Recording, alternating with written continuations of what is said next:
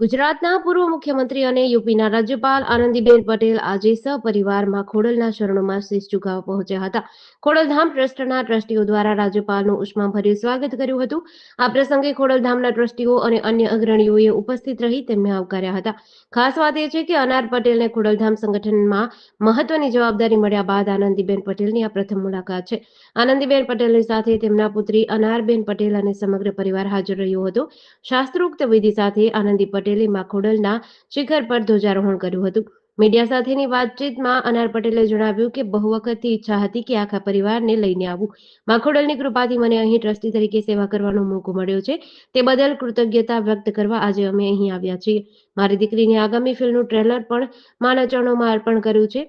પોતાની માતા આનંદીબેન વિશે બોલતા કહ્યું કે મા તો મા છે. મારા માતા અને પિતા બંને આજે સાથે હતા. તેનો આનંદ અલગ છે. હું ભગવાન પાસે ક્યારેય કંઈ માંગતી નથી.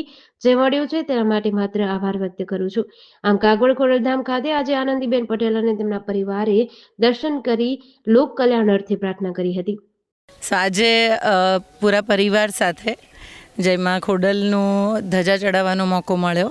બહુ વખતથી ઈચ્છા હતી કે આખા પરિવારને લઈને આવું અને મા ખોડલની કૃપા કે જેથી મને અહીંયા હોદ્દો મળ્યો અને હું ટ્રસ્ટી બની. એના પછી ધજા નહોતી ચડાવી. એટલે આજે મારા બધા પરિવાર, મારી બધા સંસ્થાના કાર્યકર્તાઓ અને અમે બધા સાથે આવી ધજા ચડાવી. એનો ખૂબ આનંદ છે. મા માટેનો ગ્રેટિટ્યૂડ વ્યક્ત કરવાનો મોકો મળ્યો. મારી દીકરીની ફિલ્મ આવી રહી છે અને એનું બી અમને એક ભાવ હતો કે એનું ટ્રેલર આવ્યું અને ટ્રેલર પહેલાં માના ચરણોમાં મૂકીને પછી આગળ એ કામ કરે, તો એનો બી ભાવ હતો. એટલે પરિવારના ભાવ માટે આજે અમે ધજા ચડાવી. મા તો મા છે ને, એટલે મારા મા ને મારા બાપ ફાધર એમ બંને જણા, એટલે બંને જણા અહીંયા આજે સાથે હતા એટલે એનો આનંદ અલગ છે. મારા સાસરી પક્ષમાંથી બી બધા જ લોકો અહીંયા હતા અને બધાએ સાથે ધજા ચડાવી. મમ્મી તો ઓબ્વિયસલી ખુશ હોય કે જ્યારે પણ પોતાના બાળકો ક્યાંય પણ કોઈ સારી જગ્યા પર કામ કરતા હોય તો સ્વાભાવિક રીતે મા બાપના આશીર્વાદ તમારી સાથે જ હોય. એટલે એ માં ને આ માં બંને.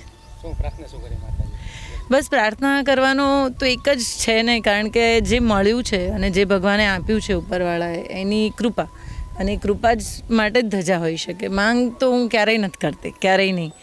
અને હંમેશા એ કે તમે ઘણું બધું આપ્યું છે એની કૃતજ્ઞતા વ્યક્ત કરવાની વાત છે.